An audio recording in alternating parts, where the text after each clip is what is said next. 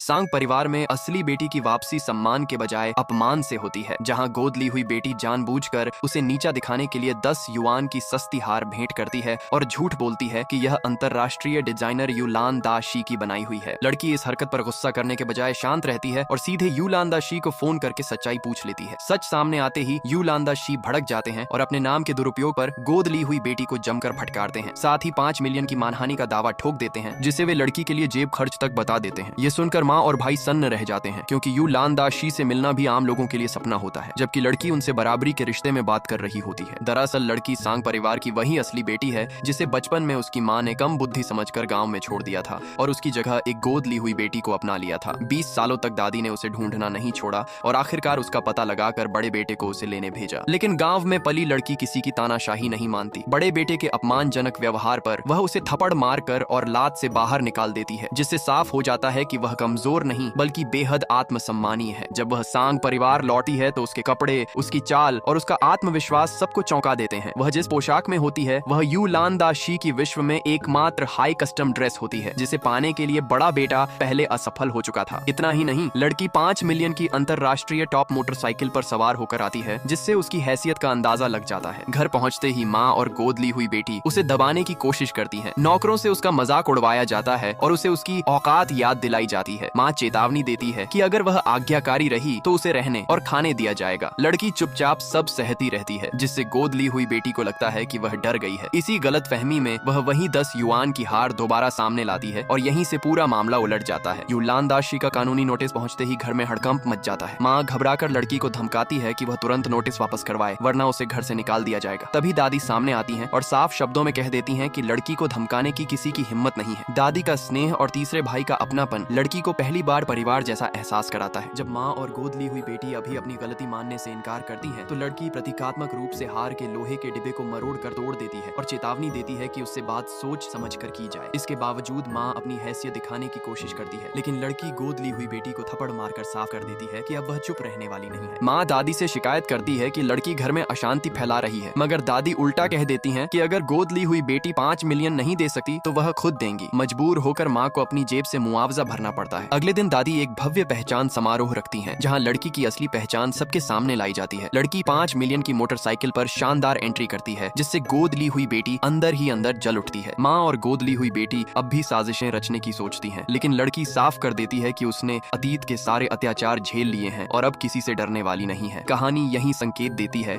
कि यह संघर्ष अभी खत्म नहीं हुआ और आगे लड़की अपने हक के साथ साथ हर अपमान का जवाब भी देगी।